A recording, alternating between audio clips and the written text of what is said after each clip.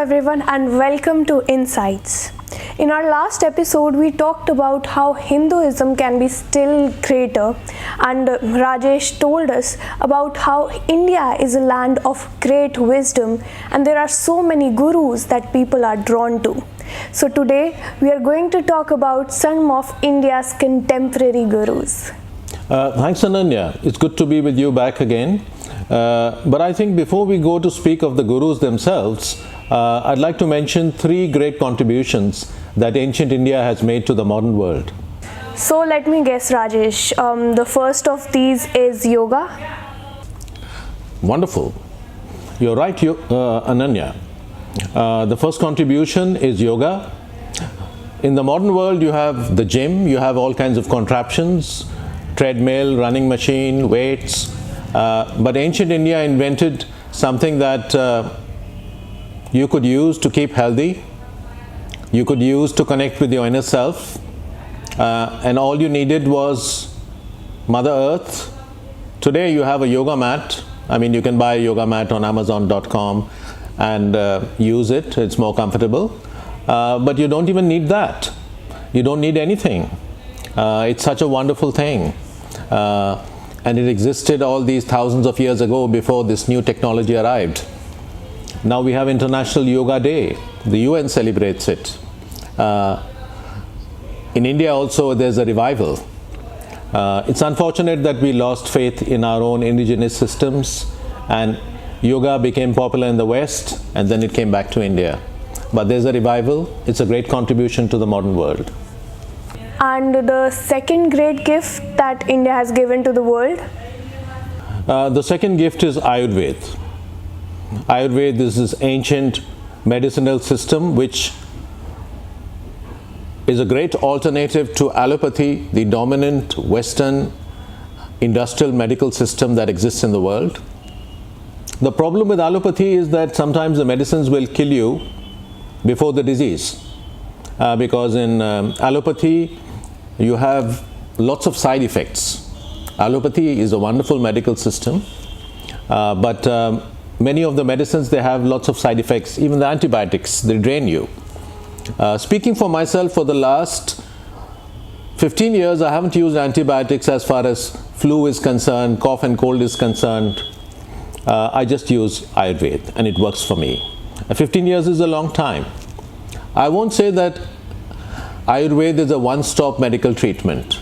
For many things you need allopathy, but it posits a great alternative to allopathy.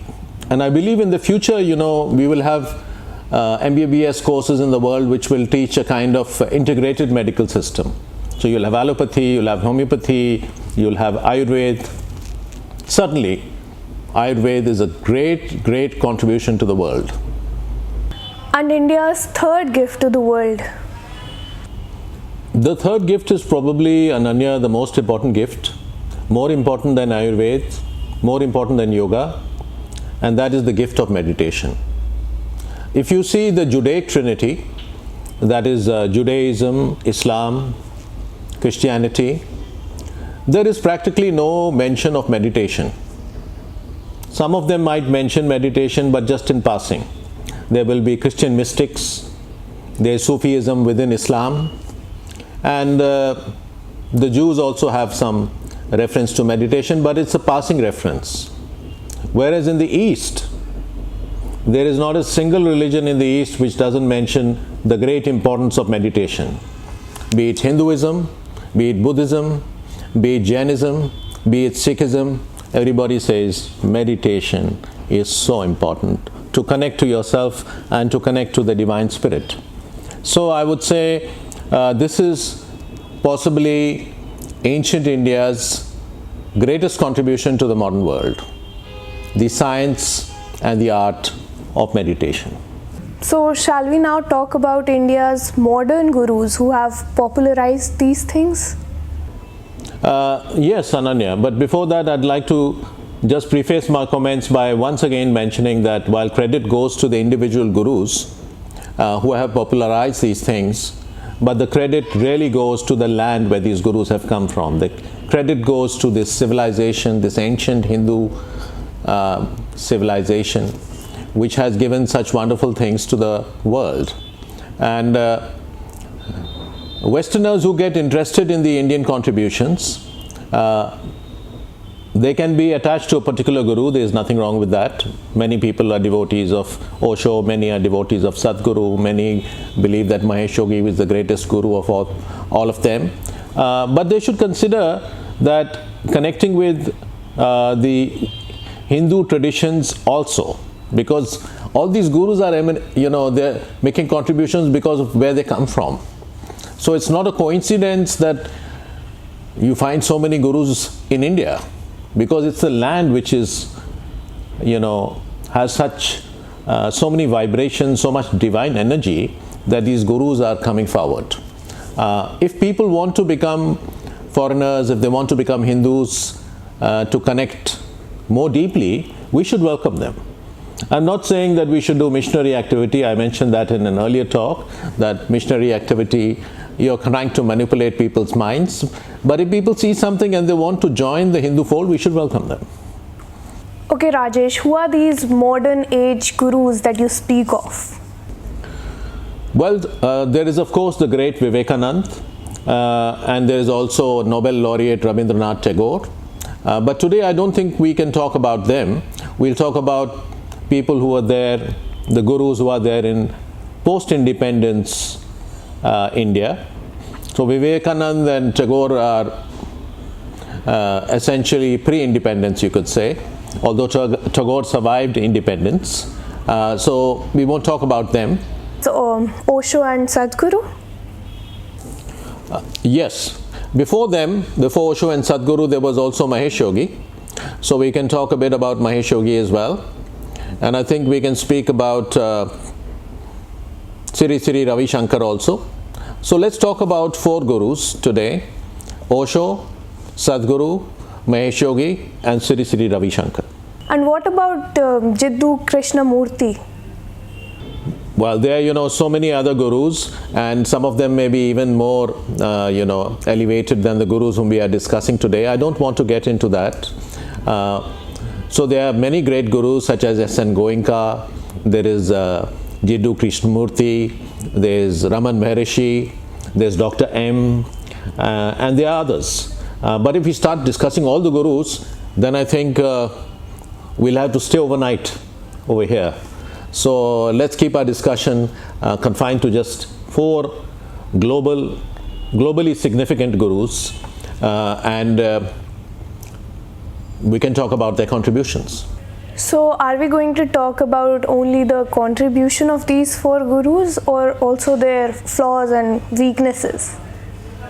I think we can divide our discussion into pluses and minuses. I can even give them a scorecard. Okay, that's interesting. So what score would you give them? Well, I would give them all, you can say roughly between 65 to 70 out of 100.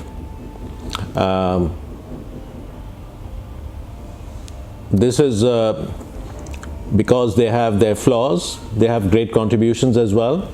I think it's important to talk of weaknesses for one reason, and that is that in India we haven't developed a sufficient critical consciousness. We need to be critically examined. If anybody who is a seeker for truth, he has to examine things critically. So we have a lot of tradition. Our poets say, Kabir says, Guru Kumar Shish Kumbh hai. You have Rahim who says the Guru is, someone who has to be greatly respected. Respect them, but keep your critical thinking, because I don't accept that you should just, elevate a Guru to demigod status. These days there's so much fakery around. So maybe in the ancient times there were better gurus and there was less fakery. But now you have all these fake gurus, these people who are just trying to make money, who have nothing to contribute. So it's good to have a critical consciousness even for this reason. Gurus may not even be elevated, may be even subhuman. Subhuman? Yeah, see the case of alleged rapist Asaram Bapu, who is languishing in jail, accused of rape. See the case of Nityanand, also accused of rape, I believe, who's fled the country, who's now in some island in South America. Or see the case of Ram Rahim from northern Punjab, who is also in jail, so also accused of rape. So these are examples of some of the examples of the many fake gurus that exist in India. But let's not throw the child out with the dirty bathwater. Just because they are fake gurus doesn't mean that the gurus don't have, that they are genuine gurus who have a great contribution to make, and gurus who've made a great contribution. But because of the presence of all these fake gurus, it's very, very important to keep your critical mind on. So we should keep our critical thinking hats on because of these fake gurus. We should keep a critical hat on because of the fake gurus, but also with respect to the real gurus. Because even real gurus can make mistakes. Don't expect that they will just speak the unadulterated. Don't expect that they will speak just the unadulterated, unvarnished truth. Because real gurus can also make mistakes. Everybody can make mistakes. We are all human at the end of the day. So, just because a guru is giving you gyan most of the time, or he's saying profound things, doesn't mean that he cannot make mistakes. So, keep your critical mind open. Do not surrender. If you have to surrender, surrender only to the divine. Don't surrender to gurus. Anything less than the divine is not worthy of surrender. Even if a guru tells you, surrender to me, don't surrender.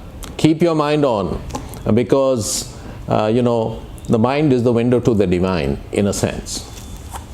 So shall we start with Mahesh Yogi? Possibly yes, because in terms of seniority, Mahesh Yogi is the senior most of the 4 gurus we are discussing today. So he had many contributions. 2 of the important contributions which Mahesh Yogi made, one was Ayurveda. He popularized it in the West, and then it became popular in India also on the rebound. Of course, Ayurveda has existed here for thousands of years. But in India, we always need the West to rubber stamp something before we acknowledge it ourselves. So that was one of his great contributions. And secondly, he devised a great meditation technique. Well, great in inverted commas, but he devised a simple meditation technique known as transcendental meditation. It became very popular in the West. Now you can argue whether it's a great meditation technique or not, but the fact is that he took the idea of meditation to the West, and he deserves plaudits for that. Okay, so how did he manage to gain such influence in the West? Well, he had a reasonably large following to begin with, but then the Beatles came under his influence. Today there's a much talk about influencers. People are paid hundreds of thousands of pounds, dollars to influence. But the Beatles were the biggest global influencer of their time. They were the biggest brand name. They created a sensation across the world. They took the West and the East by storm. Everybody loved their music. The Beatles fell under the influence of Mahesh Yogi. They were very attracted to the East. George Harrison even, sang devotional songs in praise of Lord Krishna. And so they were attracted to Eastern things, and many of them, they came to Mahesh Yogi. Later on, there was some element of disillusionment. For example, Paul McCartney even composed a song, Fool on the Hill, which spoke about his disillusionment with Mahesh Yogi. Mia Farrow, the Hollywood actress, she also made allegations against Mahesh Yogi, even if they were not substantiated. But for a long time, the Beatles were under his influence. They were drawn to many Eastern things, like sitar playing, Ravi Shankar, and their endorsement of Mahesh Yogi made Mahesh Yogi a superstar. So, having the biggest influencer of that time to endorse you, I think that is what set Mahesh Yogi's international trajectory on a steep graph. But paradoxically enough, Mahesh Yogi did not have that much following in India. That is true. But today one of his disciples commands great influence in India. That is Sri Ravi Shankar. Great gurus sometimes leave behind great disciples. or important disciples. And Sri Ravi Shankar used to be a disciple of Mahesh Yogi. There's another prominent gentleman I should mention, and that is Deepak Chopra. Deepak Chopra was also Mahesh Yogi's representative in the US, in a way of speaking, and he was a qualified doctor. Now he's also a great spiritual guru in a way. He's written lots of books, he gives talks, he has many celebrities coming to him for advice. Deepak Chopra also?